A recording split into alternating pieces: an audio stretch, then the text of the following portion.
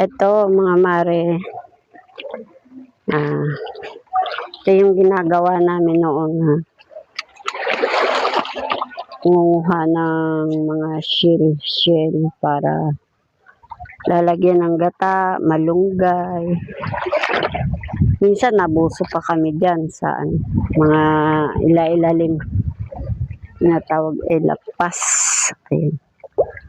Dito mas nasa magbungkar kabe.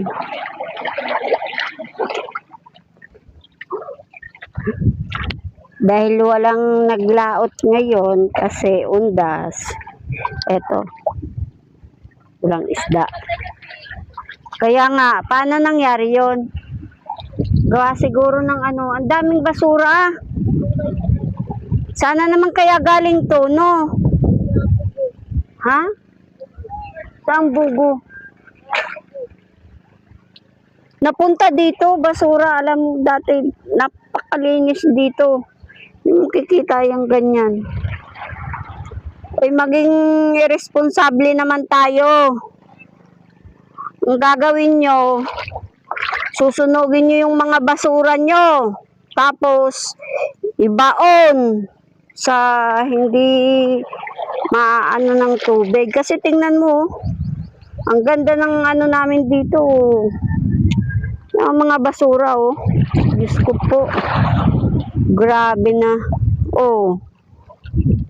Kaayos-ayos ng namin dito.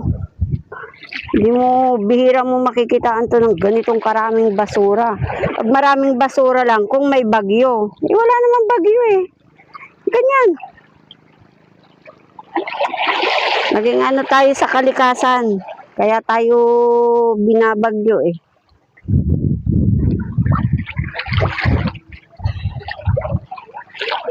Ayun yung mare tumatanaw ng kanyang are-arean. Talaga? May bungaw? Ito kami, oh. Ayun. Bubuso. Minsan, ginagawa namin ito. Ganito yan. Binubungkal namin. Tinitingnan namin kung may mga lapas. Kung tawagin, ayun. Ganyan.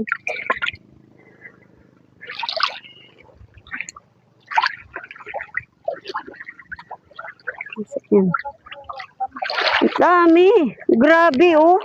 Parang nasa side na yun hanggang doon, oh. Parang sinalo. Ha? Parang mga stock